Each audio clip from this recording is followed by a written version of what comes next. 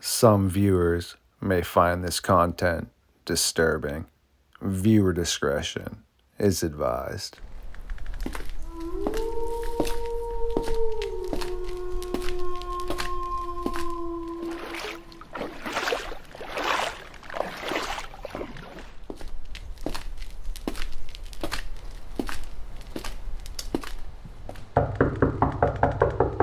Who dares awaken me from my slumber?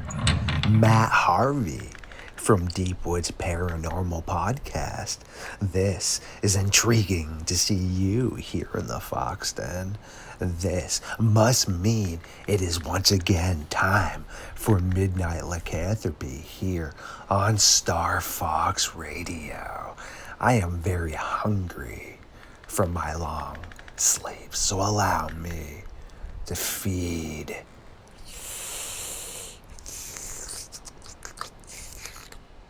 Much better. I do love being fully recharged and ready to hunt the Dogman. So, without further ado, yes, it is time for Mr. Harvey and myself to take a walk into the madness.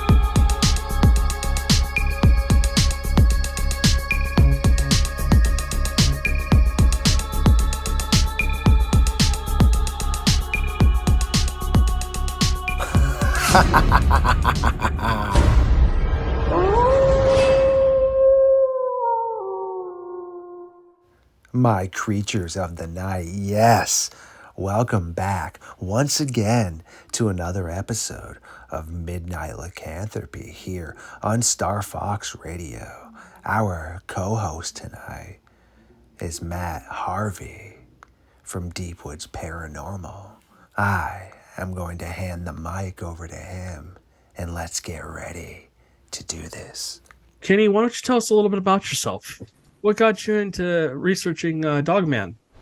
Long story short is when I was 11, one of my mom's friends was a librarian at the high school. When I was supposed to be studying or doing school-oriented tasks, I would get my passbook signed, and I would go down to the library, and technically you weren't supposed to really be able to browse the internet. You're just able to use like school-oriented tablets and stuff like that. She used to let me scan the internet. I was actually able to stumble across Jody Cook and the North American Dogman Project. I thought it was pretty cool, so I started trying to just gather as much information as possible. Since then, and in the past like 3 months, I've just finally sat down and taken all the information that I've had inside of my mind, and also encounter papers that I had just written down everywhere, and finally was able to put it into a digital book format.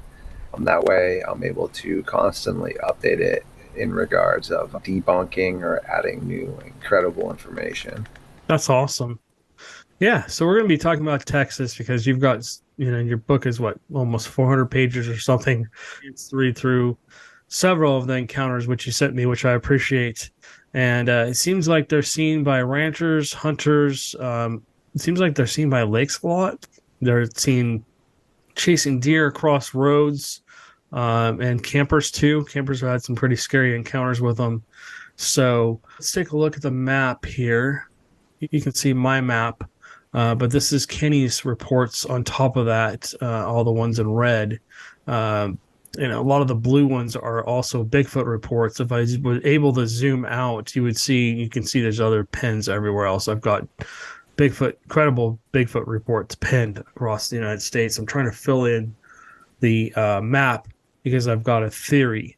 Looking at the pens, it's kind of strange because a lot of them don't match my theory. So it's funny, but yeah, we're looking at the Texas Triangle essentially here. You got San Antonio on one side. Oops, you got Dallas. I'm not going to point it up there, but up towards the top of Texas, you got Dallas, and then down over here you got Houston, and of course, for Big Man and other hauntings and stuff, you've got Louisiana too. A lot of the reports are on the east side of Texas, and we're not central Texas. We're kind of close to central Texas. We're kind of like right in the middle of the state, essentially. So, but we have what's called the Texas Triangle that we're looking at that I just kind of talked about. It's actually much bigger, but there's an area that we're doing research at, and I'm not going to get into that on this podcast, but it seems like there's Dogman in that too. You got Dogman, you got hauntings, you got UFOs, you got Bigfoot's reports at least, and stuff like that. So anyways, let's talk about the case where the young girl was kidnapped by the Dogman. I think that's pretty interesting because there's a lot of people that go missing here in Texas, and Texas has a huge cave system, and there's a lot of theories behind what's in those cave systems, including Bigfoots and Dogman. So why don't you go ahead and talk a little bit about that case? Actually, when you make reference to the cave systems, like one of the more well-known areas, the LBL, the Tennessee, Kentucky area, is right over the Mammoth Cave system as well, and that's one of the huge Dogman hotspots. No, there are definitely a ton of people. So back to like what you were saying about your theory, I have a theory myself, kind of in regards of to the missing 411. I personally believe that a lot of those cases fall under and in locations of where there's a ton of Dogman activity. And in a lot of those cases, you've had people speak about like seeing something like the Dennis Martin case, where that family was like, we saw a wolf or bear man carrying him away. That would definitely make sense to what you're saying in the Texas area, because I've read a ton of different cases. In those cases, these little kids, they're just basically are being kidnapped. They'll disappear into the woods, and if they are found, they're found miles and miles and miles away from where they really should have been able to get themselves. And also, they're usually found deceased as well. One girl was found, and she shouldn't even have been able to be in the area without getting frostbitten on her feet, but she somehow survived, and when she was found, she has scratches all over her face. So it's definitely a global and united phenomenon for sure. But in Texas, in the Triangle, they have had a ton of reports that go back almost a couple hundred years. You have cases of people that are living on the outskirts of town that end up having encounters with the Dogmen on their property. There's like a couple famous cases from the Medora, Texas area. And also with a case with the little girl you're referring to, when they ended up finding her, she just pretty much like every other little kid just described what it is that they see. And it's just really interesting because little children, I mean, they can lie for sure, but when you're younger like that and you have a very select vocabulary, it's quite interesting how they are all describing something very similar that they're seeing. Right. You would expect, I don't know, prefabrication to be more something that, I don't know, adults or people that have something to gain from it, like a 2 or 3 year old that can barely tell you kind of what's going on. They're not gaining anything out of like lying about that. Right. So one case, this guy's daughter goes missing. She comes back, literally tells daddy what happened. Bear man, wolf man took me, fed me berries, etc. Then she asked for some apple juice and went back to playing in her sandbox. Because I mean, we're talking about like children here that, again, as I said, they don't really have the mental capacity to come up with these huge, extravagant tales. I mean, they might, I don't know, if they maybe had a mess in their diaper, they might lie about that or something. But how does a 2-year-old come up with a concept of a massive wolfman creature taking her or him And that description literally fits what the Greeks were talking about in 500 BC. How does a 3-year-old understand or have the ability to even know what that is? Right. What do you think a dogman is? What is you've researched it a lot. Where do you think their origins came from? So personally, from talking to a ton of different friends of mine that are involved with indigenous tribes like the Chickasaw, the Yoki, and a bunch of other different indigenous cultures throughout the country, they all have reported dogman encounters since pretty much the beginning of time, around with the Sasquatch, and so it's not something that just has manifested itself. It's something that's been going on and being reported for quite a long time. So when they're talking about like the Wendigo and the Skinwalkers, directly referring to the Dogman, they're referring to a human that can take shape into Right. something.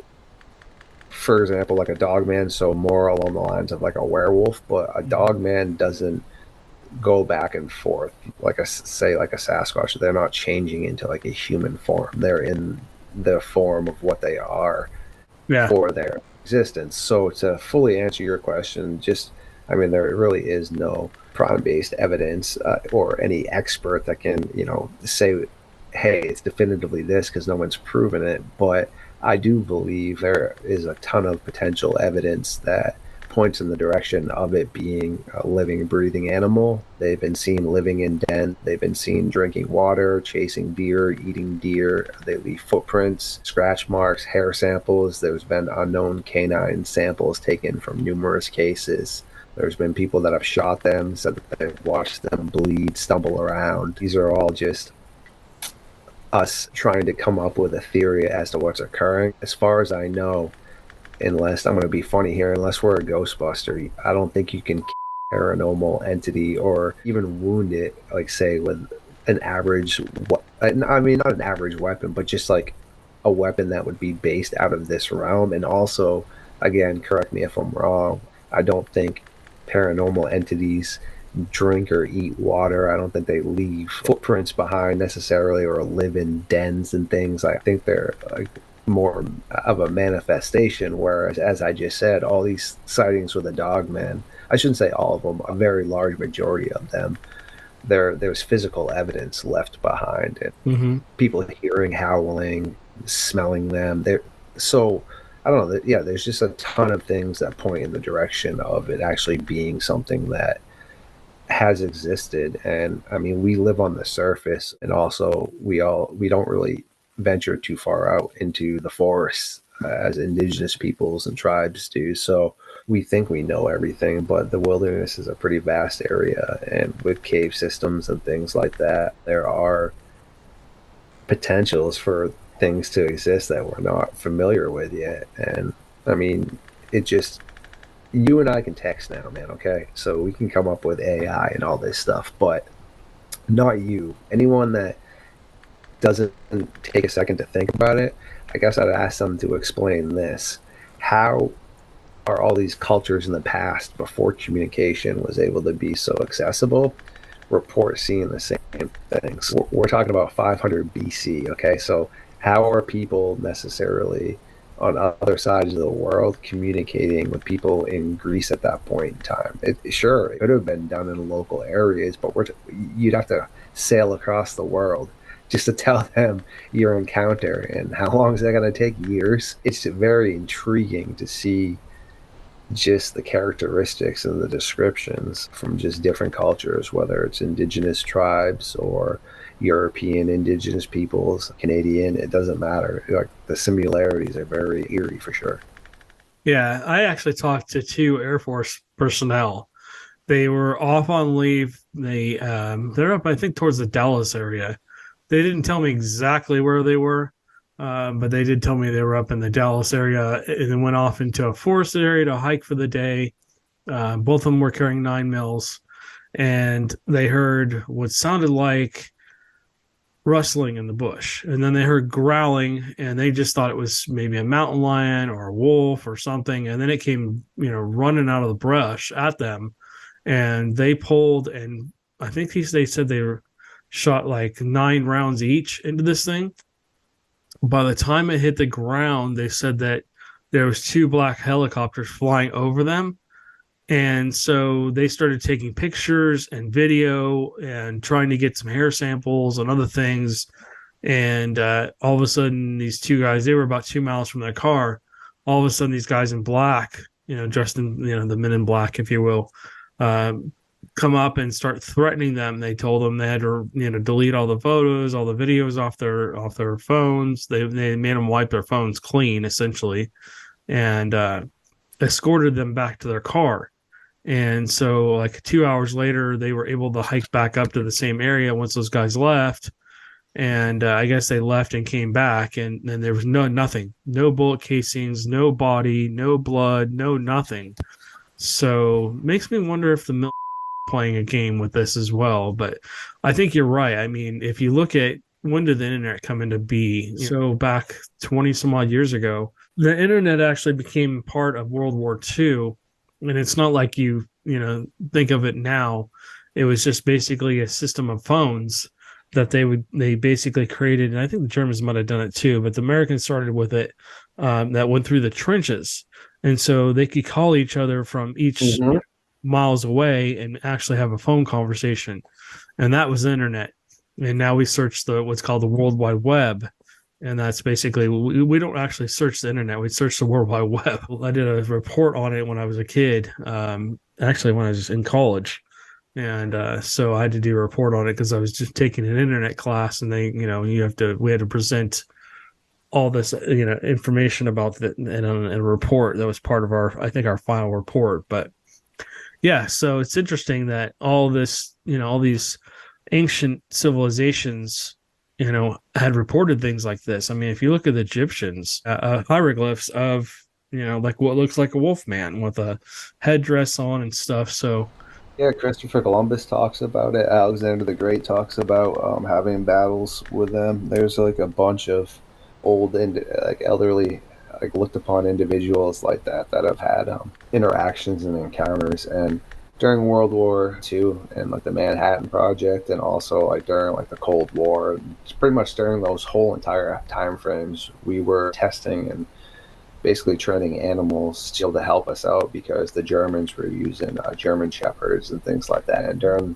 the Cold War, we were super worried about the Russians coming to take technologies. I can't remember the exact military base, but in Washington State, in Lycanthropy County, Dr. Lauren Donaldson and Dr. Bear were hired to experiment on animals out there, and they both admitted to it 3 different times that they were experimenting on apex predators. Some of them escaped, and they said they caught the majority of them, but they didn't specify what it was they were experimenting on. That's what's creepy about it. Yeah. But fast forward to today. Now, people report all around that area of seeing the Klickitat ape cat. It's basically it looks like a dog, kind of with a baboon type face, but it moves with the agility of a cat, and it's jet black, and it's all around through the area. So again, I have a theory that I think the government probably has gotten their hands on them before, because Dogmen are smart, but I don't know. I personally don't think the has gotten their hands on Sasquatch, because Sasquatch are well aware totally of what's occurring, and I think they know from miles and miles away when we're coming. But a Dogman is still a predator, so it knows there's a trap, but it still smells the meat and is still gonna, I don't know, the animal instinct kind of takes over. Yeah, I think it would be easier to catch a Dogman much more than it would be a Sasquatch. And there's also numerous cases of hikers and things coming across large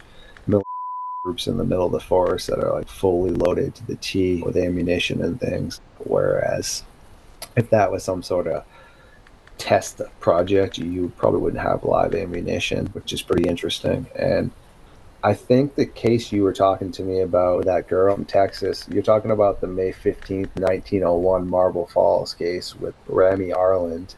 During that time frame, a lot of the people down there, it was also back to a Native American legend of these bear and wolf people that would take beautiful women and children from the area because supposedly they wanted to wed them. That girl was considered one of the more beautiful people in the village. She was heading home one day, and a large black wolf man came out and grabbed her and took her away. Her mom heard her screaming, grabbed her rifle, couldn't find her anywhere. Went out and got the rest of the men from the town to go for a search party. They did end up finding her. I think it was like maybe a day or so later, and she had claimed that once the wolf beast fell asleep, she was able to escape. Previous to that, every time she would try to scream for help, I guess she claimed the thing would become angry with her. So Yeah, it said in your writing, it said that it had hit her multiple times when she tried to do that. So yep. Yeah, and that's one of the numerous cases about that. There's another little girl that when they found her, they asked why she didn't scream for help. This was in the Michigan area in like the 1800s. She said that every time she tried to scream for help, Mr. Wolf got upset at her and like ended up biting her hat off her head. I also think that when they're taking these kids and feeding them, this is so dark, but I think they're like literally fattening them up. I don't think this Dogman is taking this kid for any sort of good purpose. It's like, yeah. I think it's I don't know. I mean, look at what we do. Again, this is so dark, but look at what we do with like Thanksgiving and stuff. I mean, we put the berries in with the taste, spice up the meat and stuff. Right. Yeah, and I just think some of these kids are getting lucky and escaping. But the odds are, if you have an interaction with a Dogman, you're probably not really going to live to tell the tale unless it wants you to. So when people ask why there aren't more encounters, and I guess my response is there is a ton of encounters, but also the majority of people don't go out looking for this if they're out with their family just hiking. So I mean, I don't know, like if you're out with your wife and kids and all of a sudden a dog man runs across the trail, the odds of you just having your phone out and about, okay, it's probably slim. And also, were you just carrying around caster and material in your backpack to just make a casting now of this track? No, because you were never out there in the first place to even like do that. You were out there just enjoying an afternoon with your family. True. Very true. Yeah, I mean, everybody I've ever talked to, and I've talked to a few people, about them, and they out here people, whether it's Bigfoot or Dogman or anything like that, any kind of cryptid creature, they just go, you better be carrying, and they won't say much to you about it. They say don't ever turn your back on them. If you do see one, you better be ready. So Yeah, there's that North Carolina case, man, where the guy stepped out after the thing hit his trailer, and when he was looking at one, he turned around for a second because he heard another noise, and as soon as he turned back around, it already closed the distance, 10 yards or so and stuff. So yeah, no, I mean, any sort of apex predator is definitely going to try to take advantage of a situation. I don't know. Also, so a lot of people don't realize lone wolves are either males that have been forced out to go start their own pack or want to start their own pack, or they're pretty much like the group that none of the other wolves want them around, which is why they've been kicked out. So I would have an assumption that it would be the same with any other sort of animal. So you're probably going to have your groups of the dogmen that realize that if they take people all the time, well, guess what? Guess who's going to come looking for them? So they probably like don't do that. Those are the ones that probably see you, look at you, howl, and run the other way. You probably have your rogue ones, which would team up probably in the smaller packs, and are the ones that are doing that. Just like, as I said, everyone's got different personalities. Just think how easy it would be to target a person hiking on a trail by themselves. I think it was just recent that you were actually able to start bringing firearms into national parks to like potentially protect yourself. Right. Up to before then, you weren't even allowed to have that. So right. yeah, I mean, it's a sitting duck, dudes. That's why, yeah, you want to be in groups. Because, I mean, it's no different than like a lion that runs on a group of the zebra. If all the zebra kind of team up, the lion's confused. It's looking all around. There's just too much like going on for its sensors to take in. It's just overload.